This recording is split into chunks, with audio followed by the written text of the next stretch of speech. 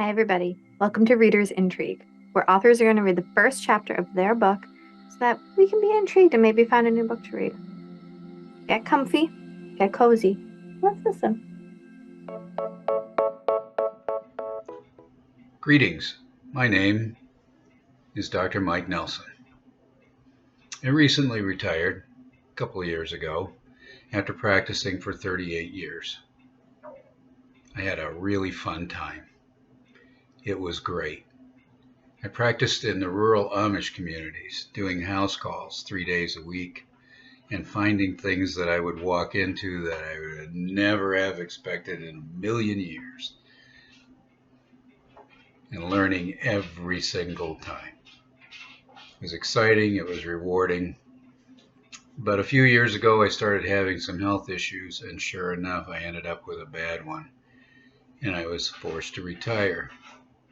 Now I spend my time talking to groups, corporate groups, etc., about the value of trying to leave a legacy, a written document, a historical document that we can pass on to our younger people in a way that helps to cement them, ground them in the foundations of where they came from and who they really are.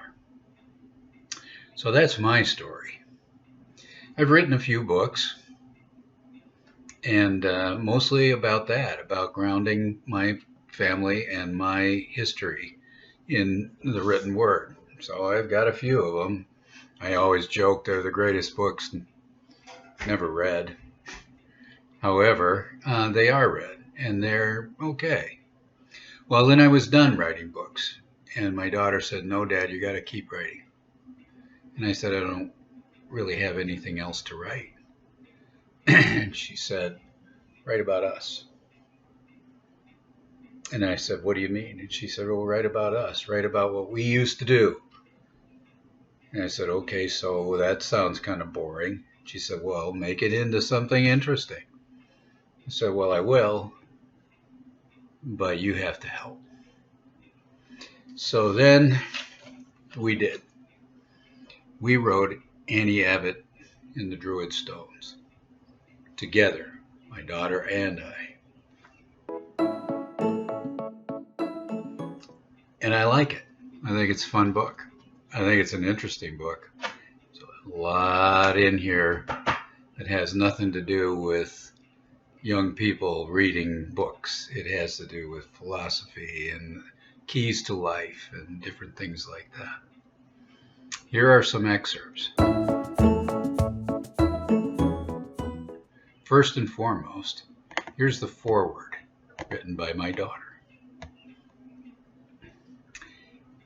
Every year since I was very young, as soon as the school year was out for the summer, sometimes before it was out, my father would plan an adventure for just the two of us.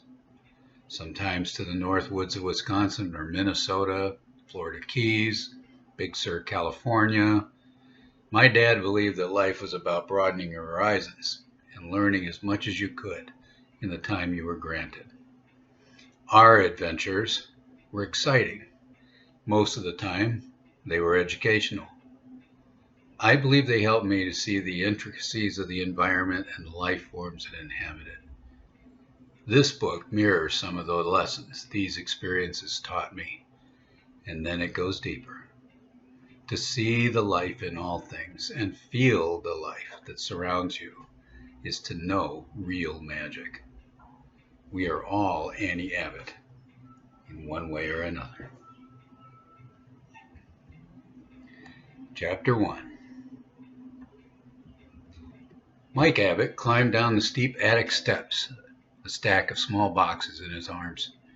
Staggering while balancing the heavy stack, he hurried to the kitchen, where he dropped the 3 boxes with a loud thump onto the table. "What was that noise?" Annie, Mike's 12-year-old daughter, exclaimed, rushing into the room. The book she had been reading immediately forgotten. "You scared me, Dad." Mike sat down on one of the wooden kitchen chairs to catch his breath, and the sweat had started to bead on his forehead, and his hair was covered with dusty cobwebs from the attic. I was looking for something up in the attic. Mike regarded the boxes. I didn't know what these were. They were tucked away back in under the eaves in a little alcove I'd never noticed before. I don't recall ever seeing them. Annie looked at the 3 cartons. They appeared to be very old. The tape holding the seams and edges had yellowed and separated itself, started to roll up at the edges. 2 of the boxes were large. The last one, no bigger than a shoebox. They're all pretty heavy, but that smallest one, that one weighs a ton. Mike was finally catching his breath. Annie picked up the littlest one. It was a lot heavier than she had expected, and it took both hands to lift it and look at the bottom. There was nothing on it or anywhere else that gave a clue to the contents. The other 2 boxes were the same, anonymous in all regards. Annie's detective spirit immediately twitched. What do you think's in it, Dad? Can we open them? Let's open them. Let's finish what I was going to do before I found these first. Come on, Dad. Let's just take a peek. Come on, Dad. It's a real mystery. Let's just open one of them, then the other 2 later. Oh, I give up. He'd dealt with Annie's curious spirit before. As old as they look, I can't imagine that it's anything very important. But I'm a little curious too. Which one? Let's open the little one. It's so heavy. It's got to have a clue about what's in the other 2. That makes sense, I guess. Mike took out his pocket knife and carefully cut the tape securing the top. Even before he had closed the knife and replaced it in his pocket, Annie was already folding back the flaps and diving in. Look at these old newspapers, Dad. They're so old they're falling apart. Wow. Mike peered at the old sheets. Look at the dates on these. This one is from the year 1911 and... Oh my gosh! What? What, Dad? This is the wedding announcement from my grandfather, Connor Padraig Abbott, to Margaret Shevane McKillop. Let me see, please. Wow! Married on June 21st. That's the summer solstice. They were married at Stone Church on Washington Island. Where's that? Washington Island is in northern Wisconsin, on the Door County Peninsula to be exact. I don't even ever remember having heard about a stone church, though. Washington Island is where my father was born, said Mike, wonder in his voice. I didn't know anything like this still existed. It says the best man was somebody named Jean-Luc Lebeau. Did you ever know him? Way before my time, Annie. But Jean-Luc Lebeau is a name I've heard of. A legendary brawler. Something about him being a keeper of the peace, or a lawman in the wild days of the North. Wonder if it was the same guy. Oh well, what else is in there? Annie dove back into the box.